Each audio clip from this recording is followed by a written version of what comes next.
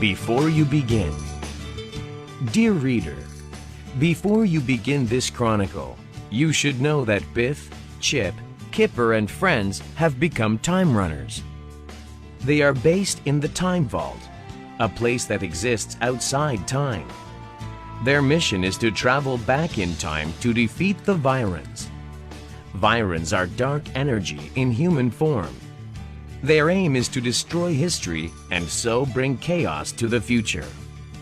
The Time Runners have to be brave and self-reliant. They have a Zap Trap, which is a device to capture the Vyrans.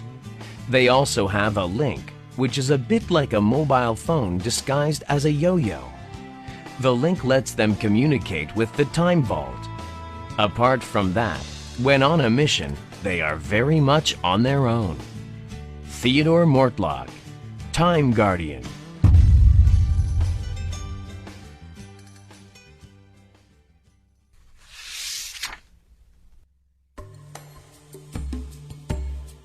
The Enigma Machine, 1941. During World War II, the Nazis sent secret messages using machines called Enigma. The message was typed on the machine's keyboard. Every time a key was pressed, the Enigma machine changed that letter. Messages became totally scrambled and almost impossible to decode. Unless, that is, the person who received the message also had an Enigma machine and knew the settings.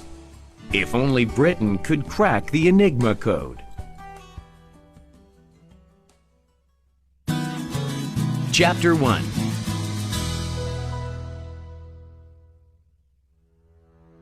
The Major stared at the papers on his desk and gasped. Then he spoke to the woman sitting in front of him. You scored 96% in our test. It's the highest score I have ever seen. The woman's eyes met his. They were so cold and piercing, they made the Major shudder. The woman gave an icy smile. Yes, she said. I like working out puzzles, and I enjoy solving codes. The Major gulped. His eyes were locked in the woman's stare. He felt a coldness creep up his body. I see you speak fluent German and Russian, he said.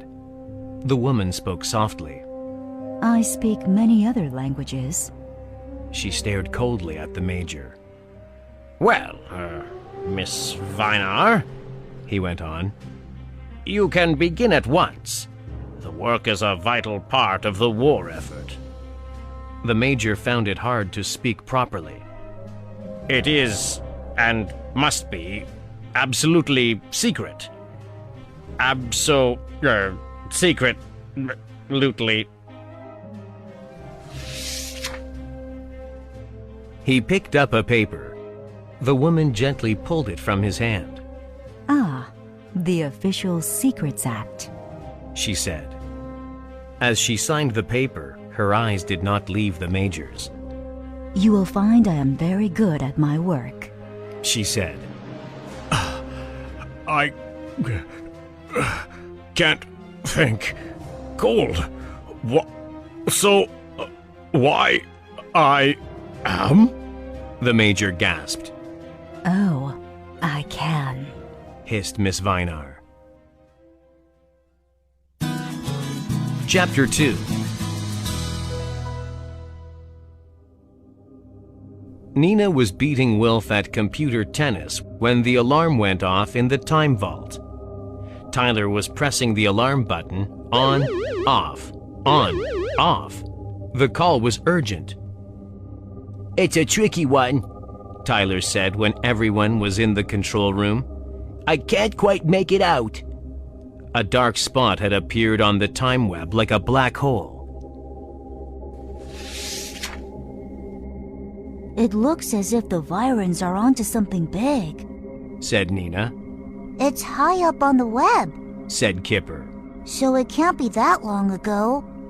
Tyler keyed the matrix. Then he peered at the globe that glowed beside it. Somewhere in England in 1941, he said. Look, it's a big house near a railway line. I don't get it. Well, 1941 was near the beginning of World War II. said Biff. So what are the Virons up to? Who's going on this one? asked Chip. I think Wilma. Urged Nina. But let her choose who goes with her. Tyler tapped the portal key on the matrix, and at once a doorway appeared next to the time web. Wilma, Nadim, and Kipper stepped into it. Good luck, called Wilf as Tyler tapped the send key on the matrix.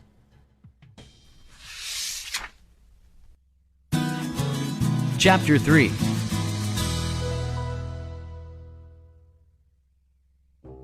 The three of them arrived together. They were in a corridor that smelled of polish, disinfectant, and sour milk. From behind a door, they could hear children chanting. 4 nines are 36. 5 nines are 45. It's a school. Said Wilma. These are classroom doors. Suddenly, a bell rang and children began to rush out of the classrooms. It was home time. Don't run! Shouted a man's voice. One boy lagged behind. As he ran out, a girl tripped him up. A few children began to chant. Evacuees, sturdy knees, you've got nits and lice and fleas. We've got to stop this. Said Wilma. Come on. She ran to the group of children. Leave him alone. She yelled. The children looked surprised. Who are you? One asked. We ain't never seen you before. Never mind who we are, said Wilma. Clear off. You're just a load of bullies. The children ran off. As Kipper pulled the boy to his feet, he saw he had been crying. The boy told them that he had been evacuated in June 1940 with all the children at his school. It's safer in the country in case of bombs, but I miss my mom. She's still in London. I worry about her. Download from Tyler. In World War II, kids living in big towns went to live in the country. In 1940, 100,000 were evacuated. Imagine it. I was evacuated to Bedford. The boy went on. But the people I live with, Mr. and Mrs. King, moved to Bletchley. They both got jobs here, so I came with them. I'm the only evacuee in the school. Nadim took his link from his pocket. They needed help from Tyler back in the time vault. Tyler, he whispered. why are we in a school?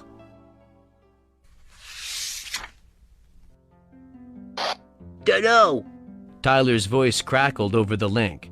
But listen, get to a big house called Bletchley Park. Loads of people work there. They intercept Nazi messages in code and try to decipher them. It's very secret and hush-hush. Guards everywhere. So we just walk in, do we? And zap a Viren or two? Said Nadim grimly. It won't be easy, said Tyler. A car hooted impatiently outside the school gate. That's Mr. King, said the boy. He picks me up every day. He's on the staff at Bletchley Park.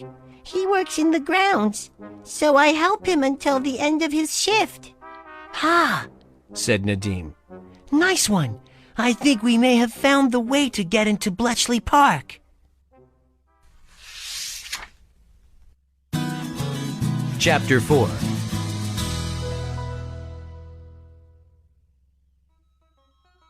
Mr. King was glad that Peter had found some friends. Peter was a shy boy who missed his mother.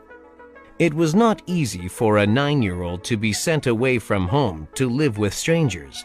No wonder he cried so often and sometimes wet his bed.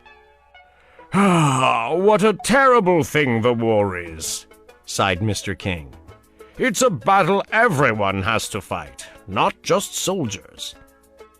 When they got to Bletchley Park, Mr. King left the 4 children to play football and got on with his work. Don't go near the house, he warned. Peter punted the heavy leather football at Kipper. Ouch! Yelled Kipper. He had tried to head the leather football. Don't you have a plastic ball? He complained. What's plastic? Asked Peter. Wilma was listening to her link. Tyler's got something. She said.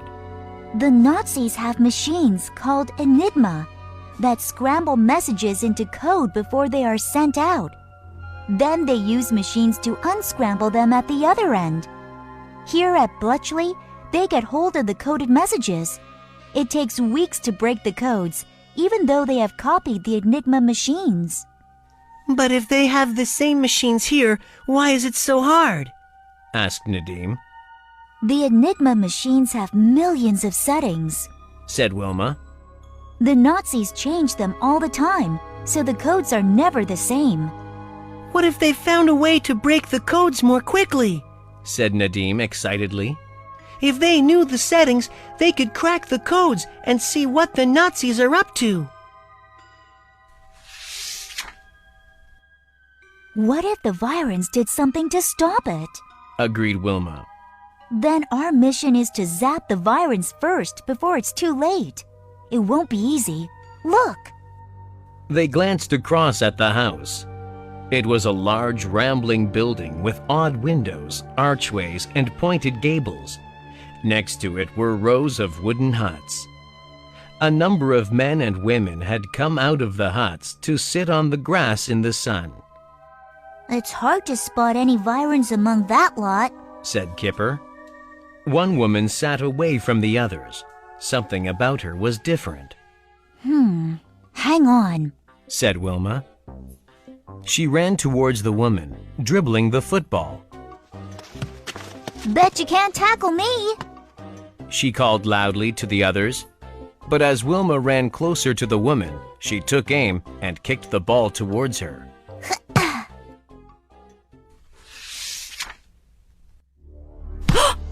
The ball smacked quite hard against the woman's legs.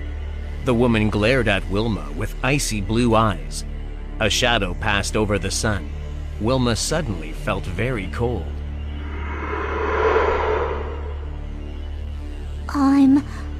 I'm so sorry, stuttered Wilma. The woman stood up slowly. Careless of you, she hissed. Then she walked off to one of the huts. Wilma ran back to the others. I think I know who the Viran is, she said. So, now what are we going to do? Let's wait till dark, said Nadim. Chapter 5.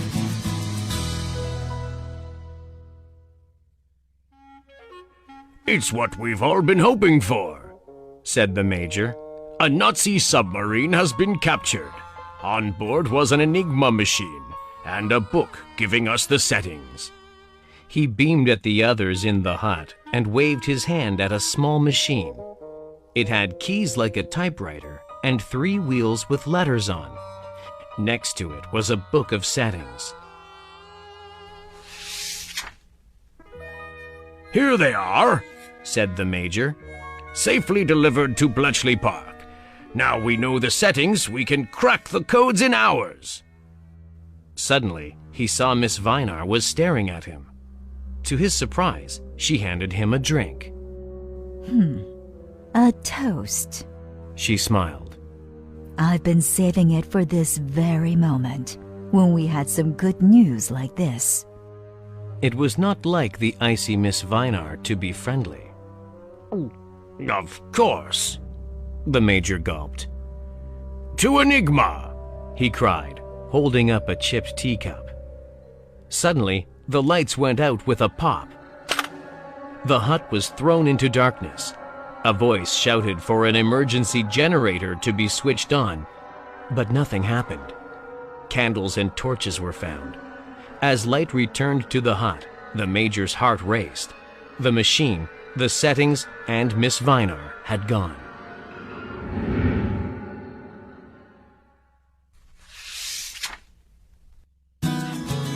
Chapter 6.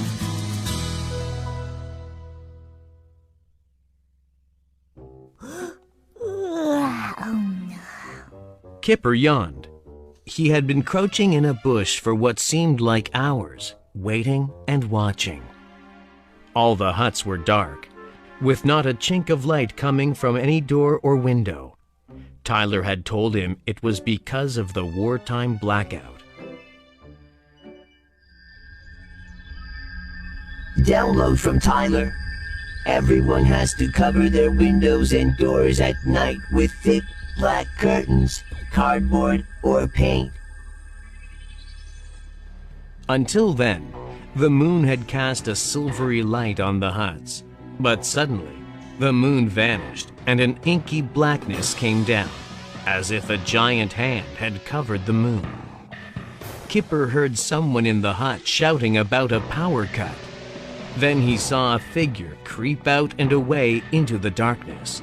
He spoke urgently into his link. Wilma, Nadim, it's her, the Viren, coming your way. She's carrying something. Miss Vinar had only minutes to get away. Her plan was simple. In the darkness, she just had to run to the fence where she had cut a hole the night before.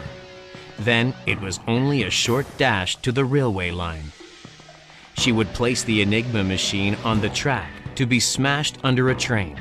She would jump on the same train to get away. Then her work would be done. She had also taken the Book of Settings.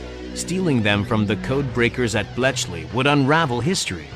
Britain would lose the war. But what she had not expected was that two children, Nadim and Wilma, would jump into her path. One of them raised an arm as if to throw something at her. In her surprise, she dropped the heavy Enigma machine and leapt sideways past the children into the darkness. I couldn't zap her, shouted Wilma. As the moon came out, they saw the Viren running. She's getting away! Nadim yelled as they raced after her. She slipped through the fence. Panted Wilma. Quickly, we must get closer or the zap trap might miss. The whistle of a train sounded. The Viren was thinking fast. She decided to jump on the train from the bridge. As long as she had the book, her plan would succeed. But suddenly, in the moonlight ahead of her was a small figure. It was Peter. Wilma gasped. What was he doing? Mommy! Peter ran towards the Viren with his arms out. The Viren stumbled and pushed him aside, but she had been slowed down. Peter, run! Shouted Nadim as he threw his zap trap. The zap trap clicked open. It flew towards the Viren like an angry insect. The Viren burst into a shower of sparks as the zap trap sucked in the dark energy that once had been Miss Vinar.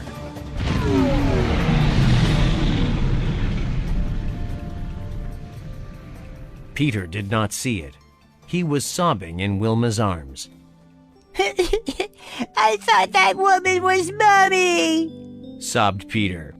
Wilma held him tightly as Nadim picked up the zap trap and the Book of Settings that the Viren had dropped. Moments later, Mr. King ran up. Peter, he gasped. why did you run off like that? Mr. King said that Peter's mother had phoned to say she was coming to see him. They had gone to meet her, but she was not on the train. That was when Peter ran off. Peter's face lit up when Mr. King told him his mother had missed her train, but would be on the next one. Nadim handed Mr. King the Book of Settings. Give these to Bletchley Park. Kipper asked Tyler to get the portal ready. Mission successful, He said. Who are you? asked Mr. King. But the three of them had vanished.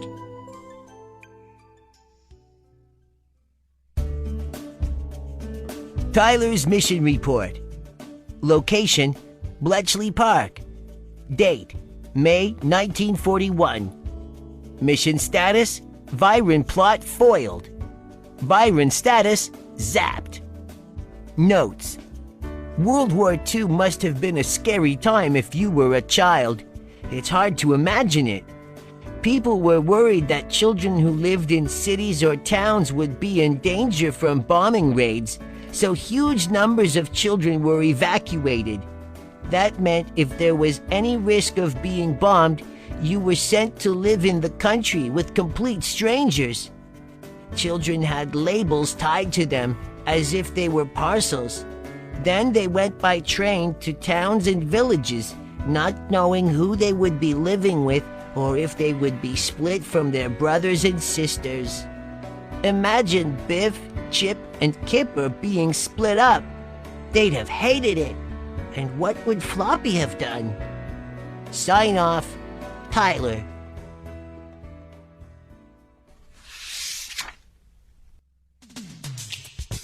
History downloaded. The Code Breakers. Once World War II began, German U-boats attacked ships bringing food and goods to Britain by sea. A U-boat would search for the food ships. When it found them, it called up other U-boats and they all attacked together to sink the ships. This meant that it was very hard for Britain to get enough food. Britain almost lost the war because of this. The U-boats used Enigma machines to send messages to each other in code. Britain had to crack the code to beat the U-boats. A secret base was set up at Bletchley Park. People worked night and day to break the U-boats' codes. They cracked the codes, but it took hundreds of hours. The problem was, the settings on the Enigma machines were always being changed, so the codes changed too. At last, in May 1941, a book was captured showing all the Enigma settings. After that, the code breakers at Bletchley were able to decipher the messages and warn the food ships about U-boat attacks.